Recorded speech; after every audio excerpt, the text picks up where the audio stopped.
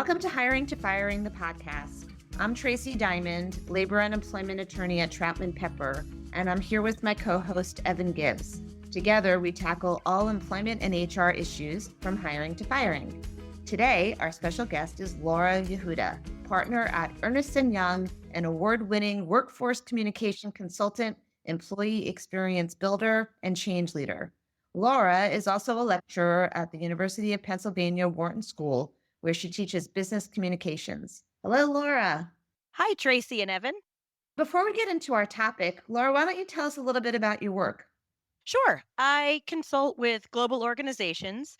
Usually, they're undertaking significant changes that impact their workforces. So, when I and my team get engaged by these companies, we advise them about how they can bring a human centered approach to any change they implement. What that means is my team and I, at our most basic, deal with human emotion at every single level in an organization. We work with leaders when they want to communicate a vision, and we help them lead with empathy. And we work with employees to help them become aware of the changes they'll experience so they can learn how to shift their behavior to support whatever direction the company is heading. For employees to learn this way and to make them aware of things, effective communication is the biggest part of it. So it's always the most important tool in my toolbox.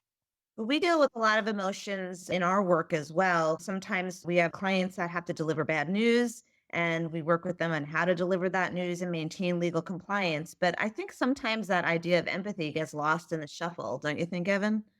Yeah, for sure. I think a lot of times managers and executives, they're hesitant to say certain things and they come across as empathetic and like apologizing for things because they don't want to be viewed as, having done something wrong or improperly. And, a lot of the conversations that our clients have to have with employees, they're really difficult conversations. And they feel, in my opinion, they feel that they're sort of under a microscope when they're talking to employees about things. And so empathy, in my experience, it's definitely not at the forefront of the reasons for the conversations or the nature of the conversation, and so that's certainly an issue that we deal with. Yeah, and sometimes I see it the opposite, right? Where you have a supervisor that wants to be the employee's friend and doesn't know how to break out of the friend mold and be the supervisor and doesn't really know where to find that line. So lots to talk about here.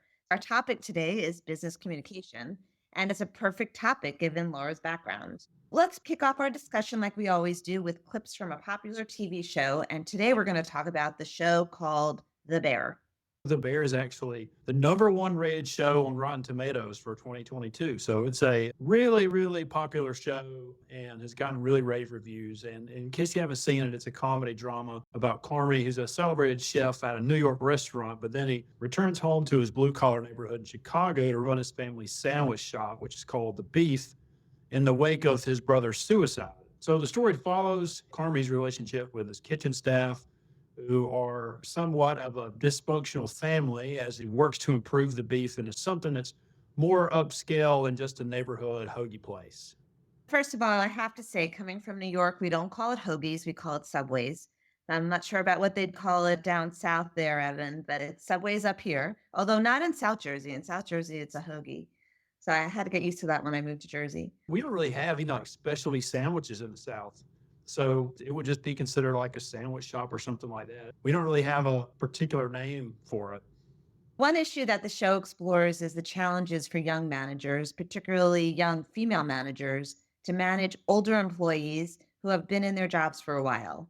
In our first clip, a recently promoted young sous chef named Sydney complains to a longtime male coworker, Richie, about his attitude and the general state of the sandwich shop. As you will hear, Richie effectively cuts her off by calling her hysterical. Let's take a listen.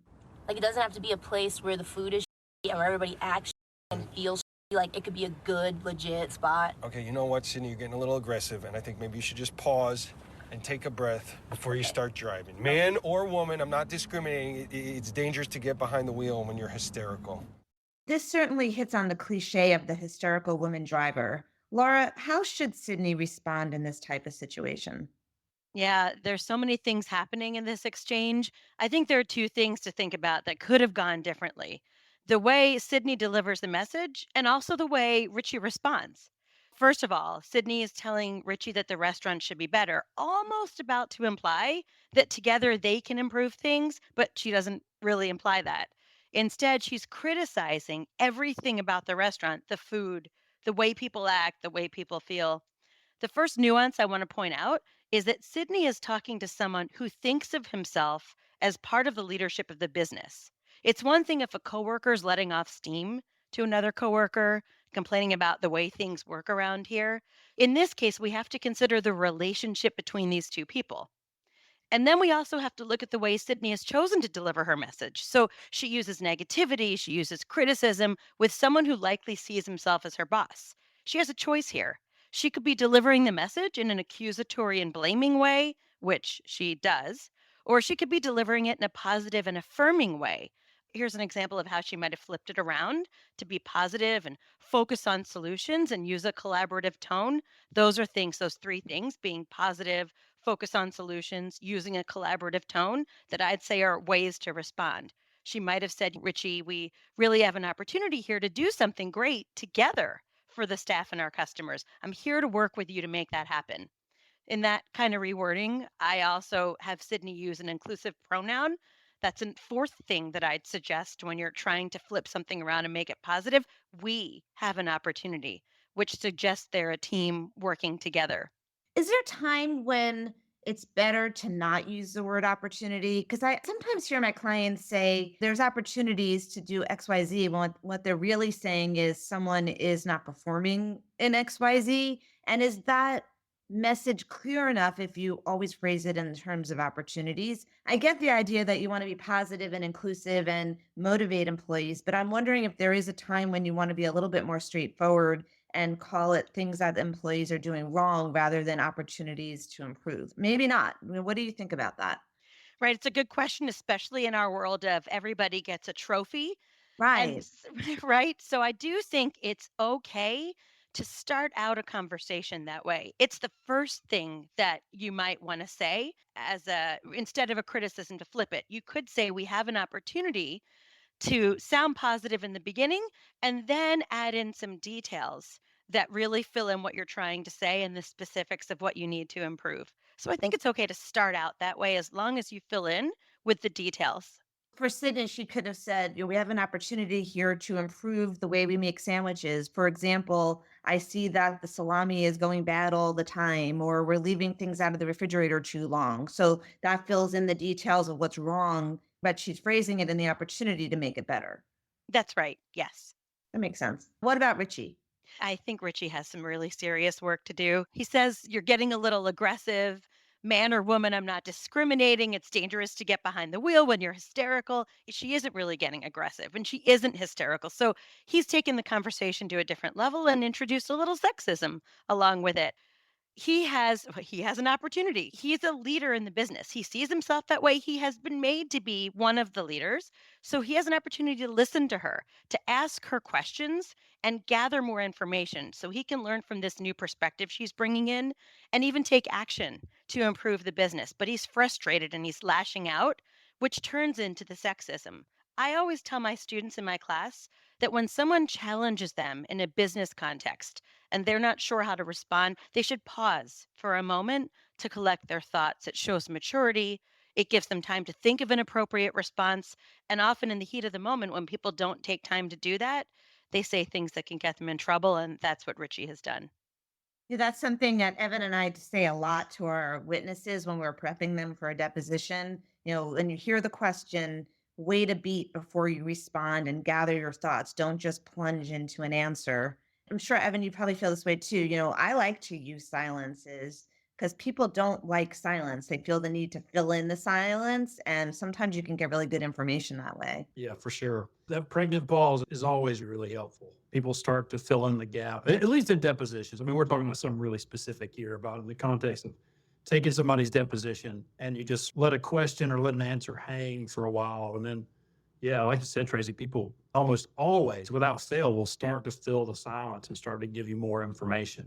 I could see how that could even be useful in performance management where you're trying to get buy-in from the employee to maybe give the information as to what the employee is not doing correctly and maybe use that silence afterwards to let it sink in and hopefully get the employee to come around to seeing it your way and maybe even agreeing that you're right versus kind of rushing it because it's an awkward conversation. Laura, do you have suggestions on how to handle awkward conversations generally in the workplace?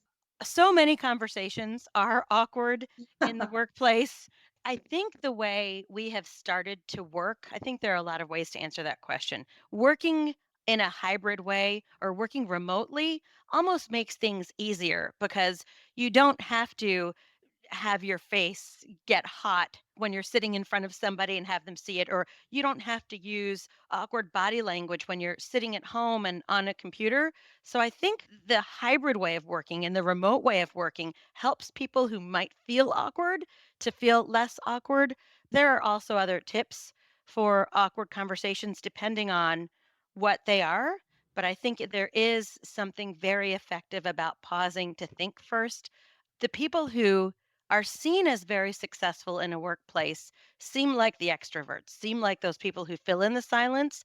And the introverts, the ones who take that pregnant pause and think about things, sometimes aren't always seen as the most successful. So I keep going back to the pausing and thinking before ever saying anything that might get you in trouble. I'm curious about one other thing just came to me, but do you see or have you seen in your experience, Laura, a difference in the communication style between the generations? Because for me, I'll tell you, and this is just a broad generalization, generations that have come before me, my mentors, maybe one or two generations removed from me, they're more direct generally and more brusque, I guess is a word to use for feedback. Whereas I've seen people softening in the approach with like the Gen Xers, millennials. I was just curious if you'd seen that in your work as well, any generational differences.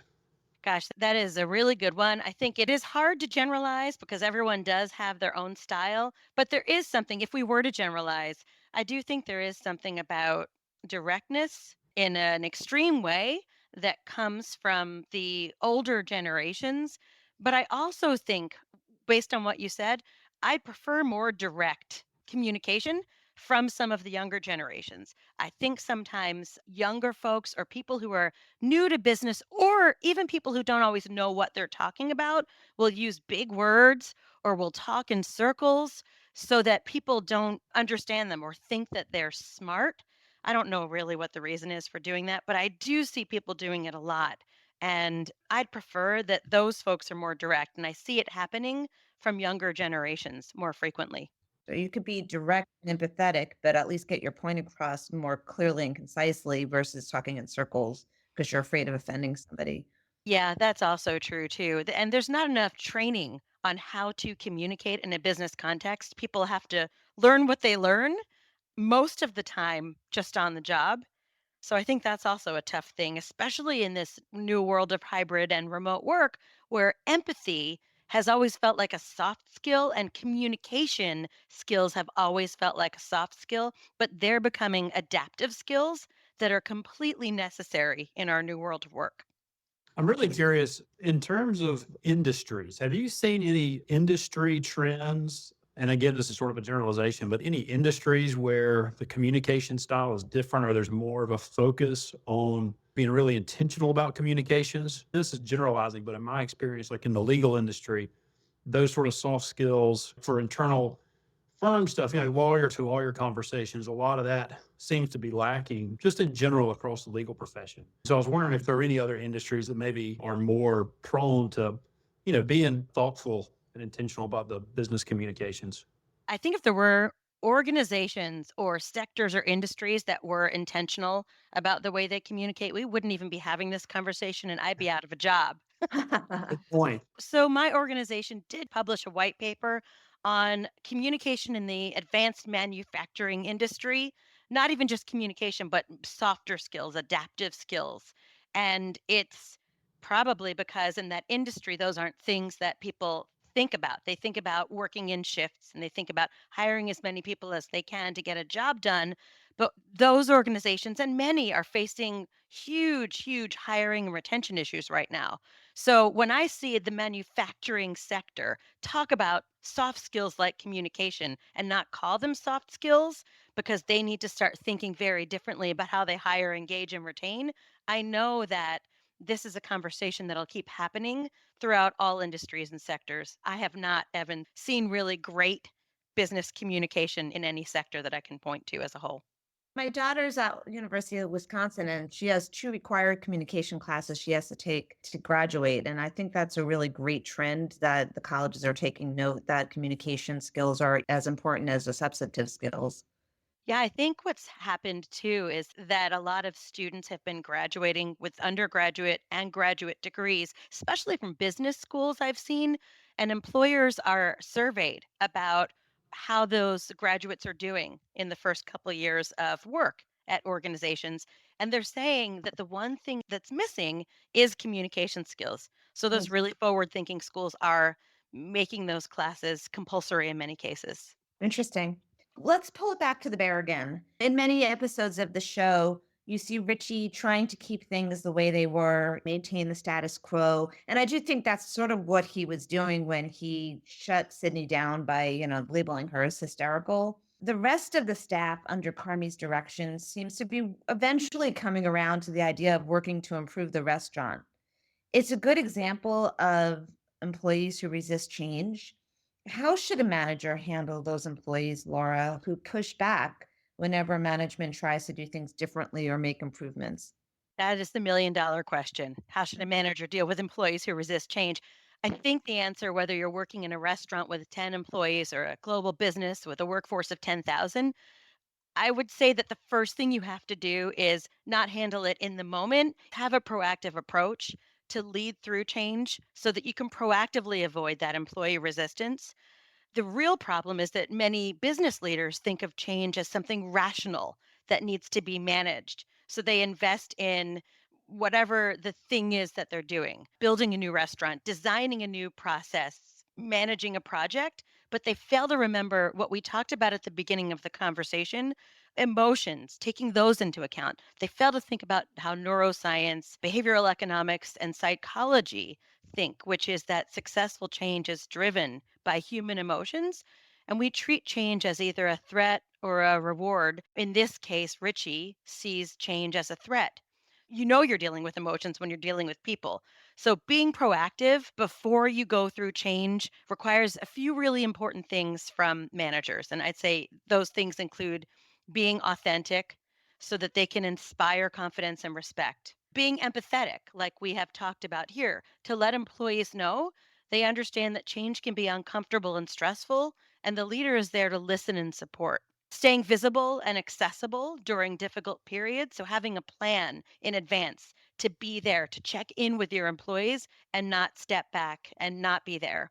And then, three other things: encouraging dialogue, making sure that as a leader, you're not just going to tell people what's happening, but encouraging dialogue and responding to feedback when they get it, communicating specifics, acknowledging what's not yet known. In a lot of organizations, leaders will wait until everything is buttoned up and tied up and give the communication, but it's too late because employees will gossip and talk about what's happening before they know anything. So, communicating specifics well in advance without everything being buttoned up. And then the last one is making sure that there's a plan to involve employees in decision making because it helps to build community and it helps to have employees feel like things aren't being done to them, but that they are involved in decision making. Certainly would empower them to feel like they're part of the process and not just the consequence of the process. Right. That was a really interesting list. And what struck me the most was the idea of honesty and effective communicating of what's going to happen so that employees feel like they're not being left in the dark. I think that often will engender just so much anxiety. Yeah, it's true. A lot of organizations tend to forget about these things. And one of the big important rules of change management, human centered change management, is involvement in some way. And I think I said it has to be proactive because it can't always happen in the moment. It has to be a well thought out plan. And maybe sometimes there are change ambassadors or change agents who are set up to be on the ground and help leaders involve people in different groups, especially if we're talking about a large organization. In the Bear, there's a lot of focus on employees that have been there a long time or used to doing things a certain way and are really resistant to change. We see it in Richie's pushback. It seems like because he's afraid he's going to become obsolete. And we see it in Sydney's communications with the longtime worker, Tina, who clearly resents Sydney's intrusion. Let's take a listen to another clip. Hey, do you remember the mashed potatoes? Just want to check in. Did you remember when I said so? Okay. Isn't yes. Well, means I know how to do it. All right, well, it's a new recipe. What'd I just say? Okay, well, just make sure when you do it, the heat isn't too high. I answer to Jeff, the system. Listen, I'm not trying to be a tight ass. I don't want you to think I'm, like, up in your space. I'm just doing what I was asked to do. And I get what it's like to be a woman in the kitchen Do you know and what it's have like to be a woman in the kitchen? Wow, that's amazing. Listen, I have been in this kitchen since before you were born. Laura, what recommendations do you have for young managers when they're dealing with this type of situation? What could Sydney have done differently to get Tina to take her seriously?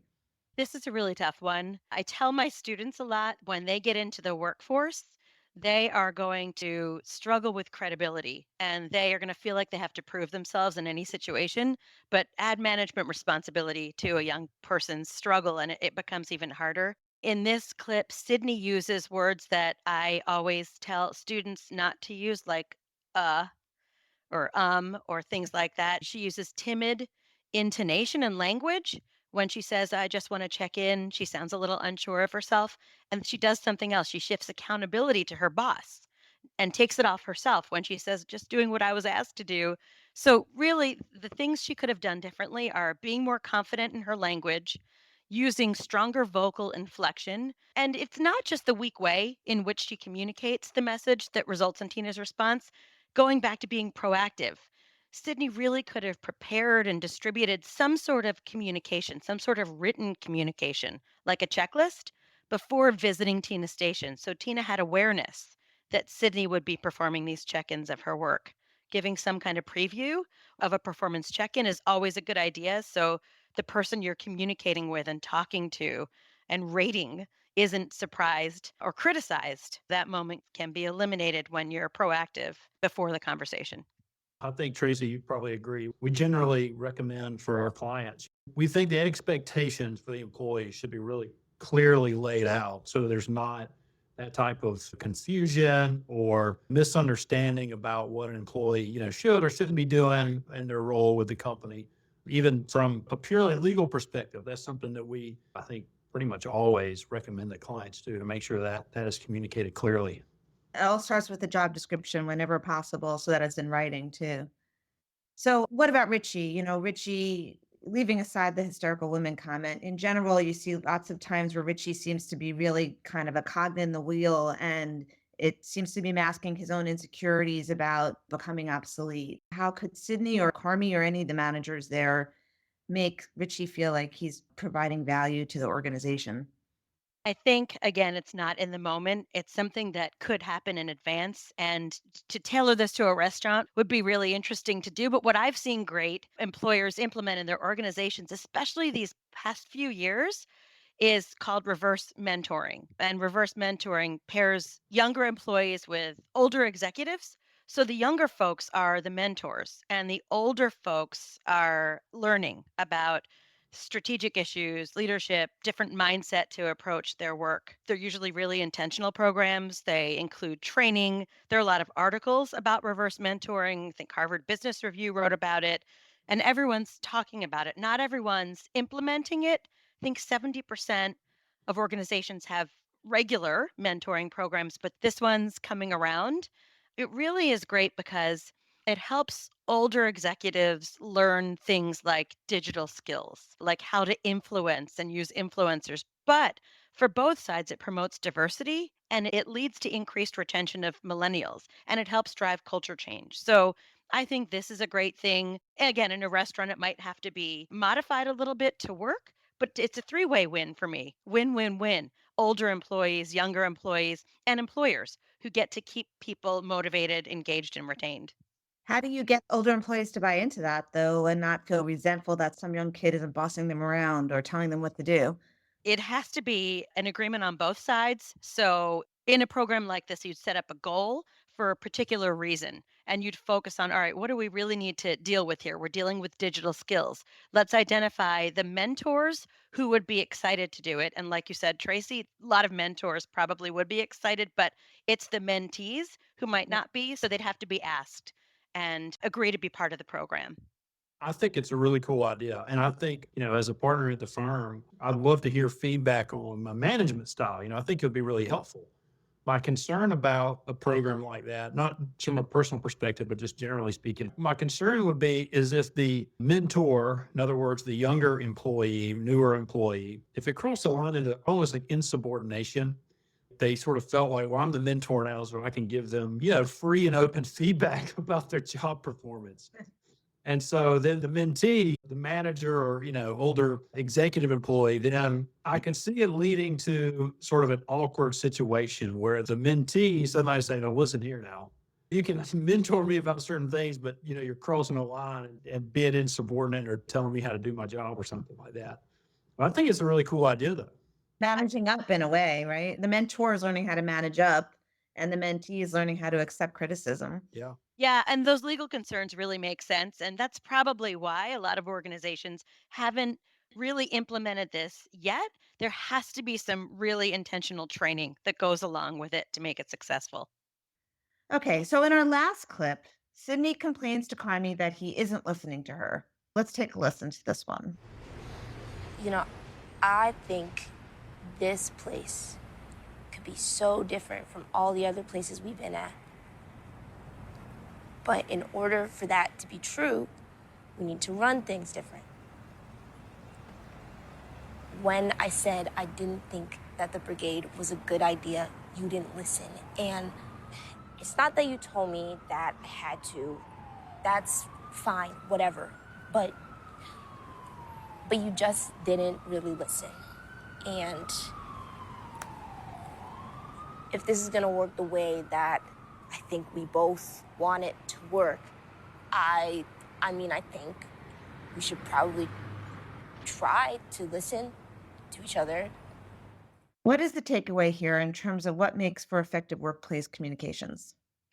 I am so happy that you asked this question and played this clip because we don't talk about this enough when I teach business communication, when I create strategic communications for my clients. The takeaway here is about listening.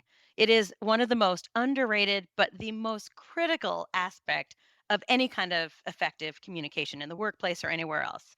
Every single day, I'm talking to a client, a C suite leader at a Fortune 500 company who wants to know what the benchmarks say, what the trends say about a particular issue. They want to know what other organizations' employees are saying about an issue that impacts their employees.